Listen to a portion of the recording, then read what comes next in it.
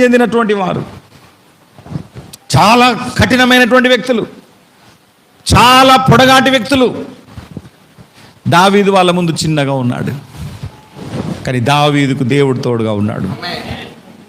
ఈరోజు నీ ముందు కూడా నీ శ్రమలు పెద్దగా ఉండొచ్చు, నీ ముందు నీ అప్పు సమస్యలు పెద్దగా ఉండొచ్చు, నీ ముందు నీ వ్యాధులు పెద్దగా ఉండొచ్చు, నీ ముందు నీ శత్రువులు పెద్దగా ఉండొచ్చు, కానీ నీ పక్షంగా దేవుడు ఉన్నాడు.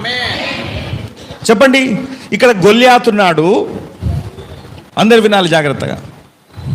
పక్కన దావీదున్నాడు. గొల్యాతు దావీదు ఎవరు గెలుస్తారు చెప్పండి? ఎందుకు దావీదు ఎందుకు గెలుస్తాడు? ఇక్కడ ఆన్సర్ ఏంటంటే, ఎవరి పక్షంగా దేవుడు ఉంటాడో వారు గెలుస్తారు. రెండు చేతులు తలలో చెప్తాం.